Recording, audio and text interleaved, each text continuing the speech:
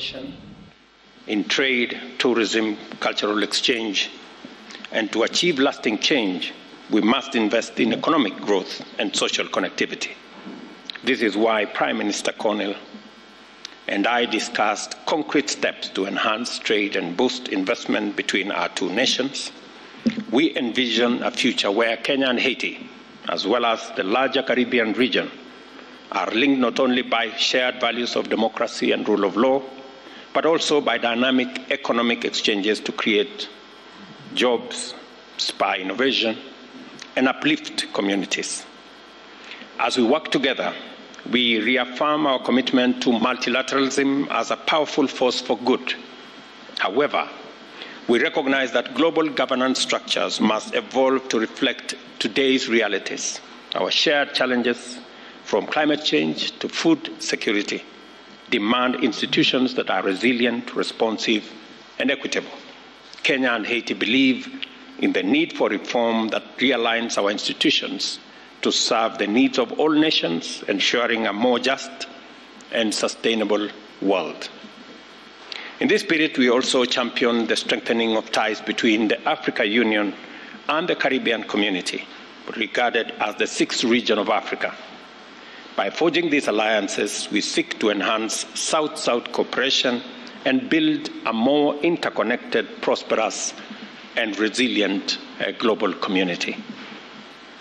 In closing, Mr. Prime Minister, I extend my gratitude to you for your visit and for the spirit of collaboration that has characterized our discussions today. Haiti is a great inspiration to Africa. You became the first Black republic in 1st January 1804. That's just more than 210 years ago. And because you inspired many countries with your own struggle for independence, believe in the rule of law, believe in freedom and democracy, many African countries followed in Haiti's footsteps. And today we have a free Africa that has the potential to work with Haiti, even in this mission. There are many African countries, Your Excellency, who are ready and willing to participate in this mission because of the shared history of rule of law, freedom, and democracy that we all share.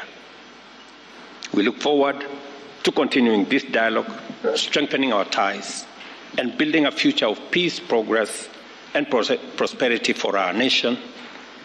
As you journey back home, my brother, kindly convey our best wishes to the President, Mr. Voltaire, and esteemed members of the Transitional Presidential Council, and to our brothers and sisters in Haiti.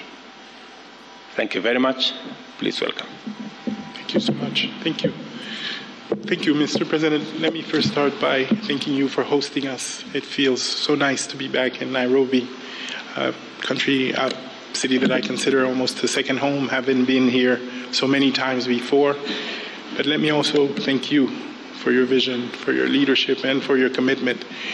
You know, it's important to remind that Haiti is a country of 12 million people hostage to a handful of gang members, with half a population food insecure, with 600,000 displaced, with 70% of the health infrastructure that had collapsed.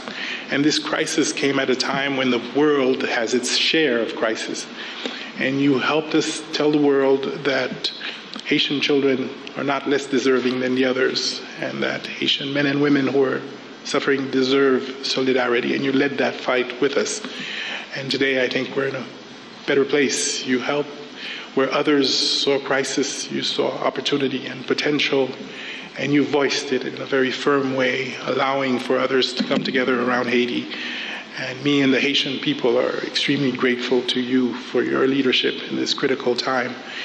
I also want to, of course, extend and convey the gratitude of the Haitian people to the Kenyan people for their commitment, engagement, and sacrifice. Today, you share with us not because you have extreme abundance, but because Kenyan people have made the determination that Haiti deserves their help and support, and they've stepped up in a very significant way. Let me also reiterate what you've said. The first deployments of Kenyan contingents in Haiti have been extremely helpful, useful, professional, committed. They've engaged almost immediately, side by side with the police force. They've provided us with the wealth of experience that they have, and they continue to engage with us in a significant manner. Early on in this process, you will recall that their doubters had thought that language would be a barrier. Let me confirm that it has not. I've followed directly operations in some of the most difficult circumstances, and they found ways to make sure that they protect each other and they get the mission accomplished. You said, and we agree, that this is something that we can do. If we work together, we are confident that we can see significant progress in the security situation in Haiti, and as you have pointed out, begin the rebuilding process. And we're committed to doing so. Now, obviously, our partners will have to step up and meet the commitments they've made, and the time is now. There is a sense of urgency. The progress that we're seeing is contingent on us continuing to provide the Haitian people with the relief that is desperately needed. And of course, that will only happen if the many commitments that were made by the international community actually materialized. So I'm also here to make a plea to our friends from other countries to come back to the commitments they've made and to ensure that as urgently as possible, they're able to make sure that the mission is fully funded. They're able to make sure that the police force and the contingent from Kenya have the resources they need to be able to be fully operational, and that already we're looking at the consolidation and the early recovery and the investments that are necessary to rebuild the schools, the health institutions that will sustain whatever progress we made. I can quote here the commander of the Kenyan troops in Haiti, with which I have regular meetings, when he tells me, Prime Minister, this is winnable. This is winnable. And that, of course, has inspired us all. In the next few days and weeks, we will continue to build on this progress. We've established an electoral council that will be installed. We've been able to reopen our schools. We're seeing progress in the security front as well. Obviously, the gangs are reorganizing to make it more difficult, but we're ready and we'll be steadfast. We're using our assets more effectively. We're looking at new relationships with others who may be willing to engage. We're going to see how we provide a more integrated approach solution, which would include disarmament, which would include better communication, which will include all the integrated and well thought through interventions that are usually required to address these kinds of security situations. But obviously, an effective repressive force will continue to be an essential component of that. And let me tell you that just last week, we had this incredible violent event led by a gang in the northern part of Portland. And the contingent were able to deploy by road within really virtually hours to make sure that the city in question was quickly protected and that we would have the appropriate level of response to make sure that we address the situation. So this is to say that the Haitian people now have hope in what can be achieved. It is, of course, a cautious optimism. They will expect us to do more, and they deserve more. They've suffered now for months. Hundreds of thousands still cannot go home.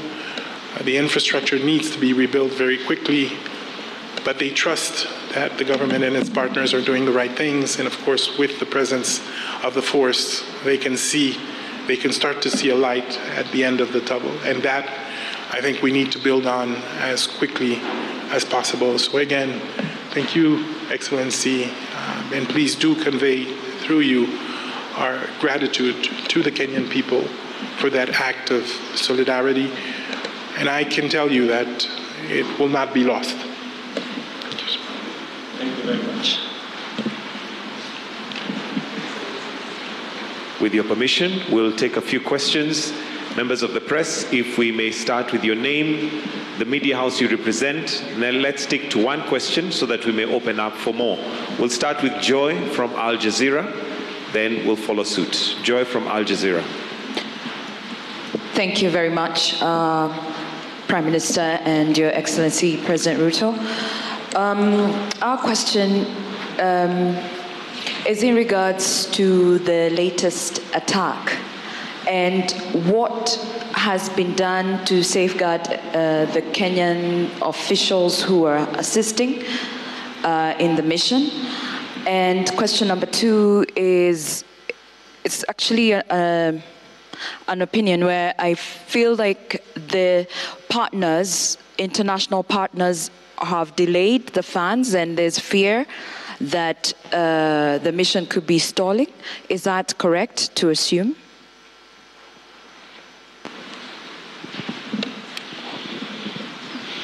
I think I'll allow, okay, do we take another question? Okay. Thank you very much, Rose Buchanan from AFP. So alongside the 600 further officers, will Kenya or members of the international community be supplying additional or improved equipment for the force already present in Haiti?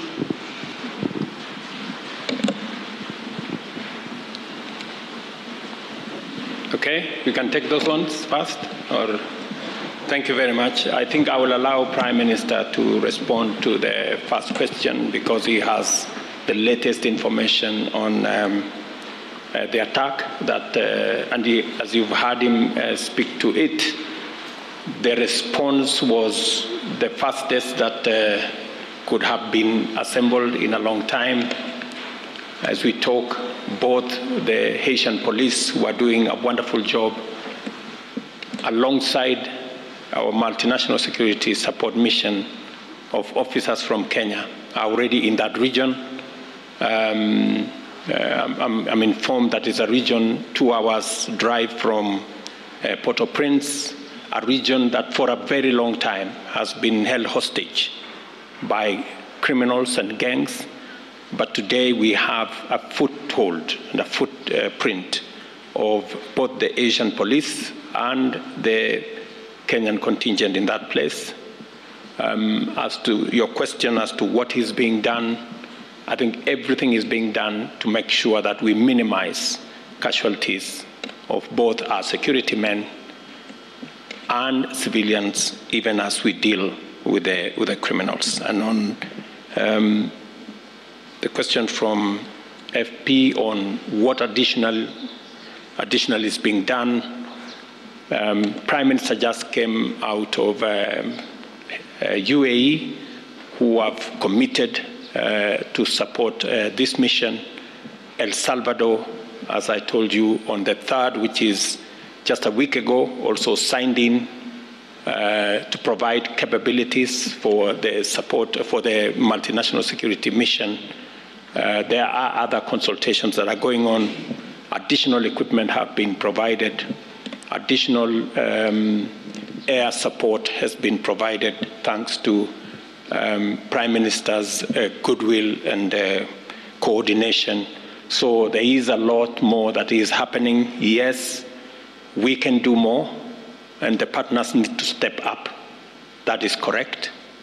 We have commitments that have been made by our global partners, and it is my position, alongside that of Prime Minister here, that every partner should, this is the moment to step up, and this is the moment to provide that critical support for us to be able to undertake the exercise at hand.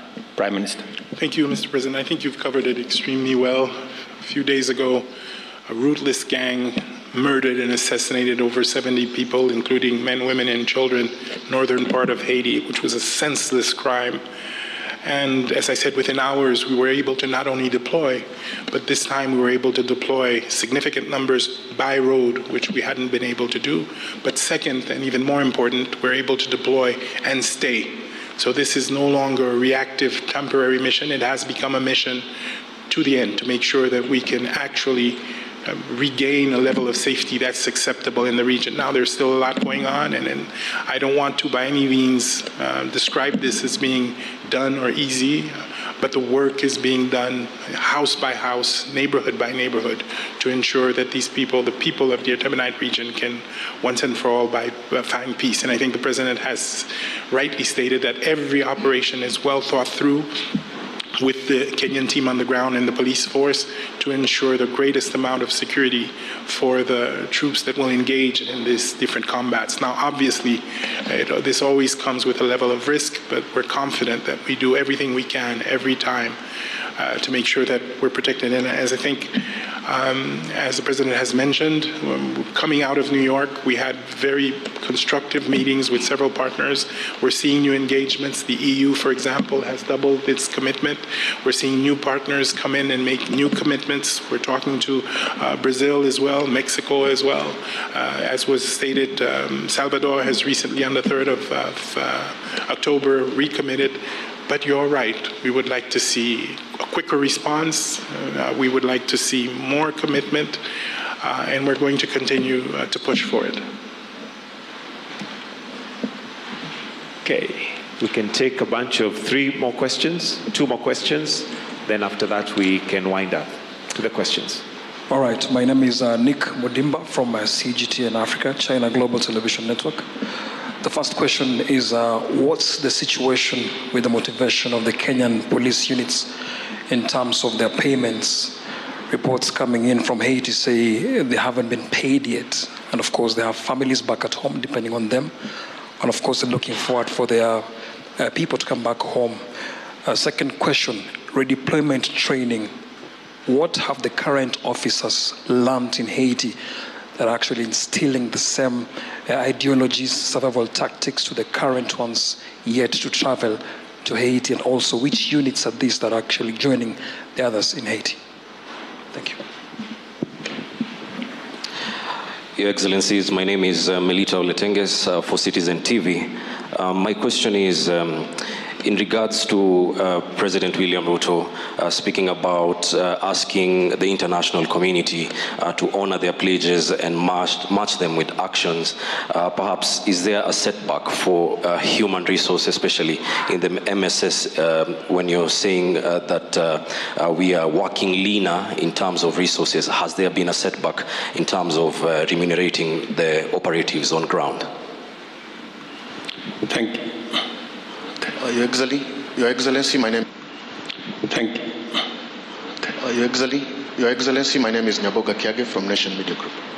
My question is, for the longest time, people in Haiti have been claiming that the Kenyan officers do not leave their camp. How true is that? Thank you. Thank you very much.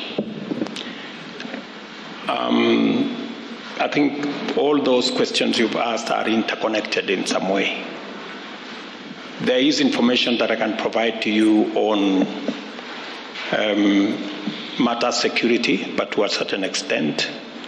It's not necessary for us to tell you which units are participating in this operation, because those are security matters. But on the whole, we have a budget that takes us all the way to March next year. So in terms of being able to support our officers on the ground, including those who are joining next month, we have resources to make sure that they have every support that they need up to March 2025. We are asking the international community to step up, because our mandate extends all the way to October next year. All the other issues have been taken care of. As for the status of the MSS security personnel and how they are operating, I think you've heard from the Prime Minister the kind of robust engagement that is going on with our security personnel. I do not think that they would be in a camp, and at the same time, be in the operation area that the Prime Minister has just talked about. Maybe Prime Minister can. Really, just to add that I personally have been on patrol at 1 o'clock in the morning with our Kenyan brothers and sisters that are working with us. They've engaged in very delicate and difficult operations in the center of the city. They've helped us commence to secure our port. They're involved in patrolling the university hospital and the administrative area. And more important, they're with us up north, working closely with the police force to address the current threat with the gangs. And they do so with the level of professionalism and expertise that we've learned to trust and admire. So I can tell you safely that, no, we are engaging. The leadership is also very much engaged with the leadership of the police force in strategic thinking, in understanding, in collecting intelligence, and finding out how to use it more effectively. So that exchange is also helping build up the capacity of the Haitian force itself. So let me be very clear. The presence of the two contingents that we have now have been extremely, extremely helpful in helping us make the progress that we are seeing now. Thank you very much. Just so that you know, we've had Prime Minister and we had different meetings in Washington at the sidelines of the UN General Assembly. I had engagement with Secretary Blinken, and they have also committed to provide more capabilities and move forward. I must commend Prime Minister that 11 days ago, schools were opened in Haiti after a very long time. That's an act of courage, and we intend to provide support and ask the international community to come along with us, because there will be requirements for rebuilding some of the schools, rebuilding some of the hospitals and other facilities for the people of Haiti to begin to regain normalcy in their lives. And that additional support, aside from the security personnel and the stability and peace that we are pursuing, will be necessary to carry the community along with the social infrastructure that will help stabilize the country, create hope, and move people to the next level. So otherwise, thank you very much, and thank you for coming for the press conference. Asante sana. Thank you, Your Excellencies. That brings us to the end of this press briefing. We shall allow the Excellencies to retreat as we'll be guided on our next.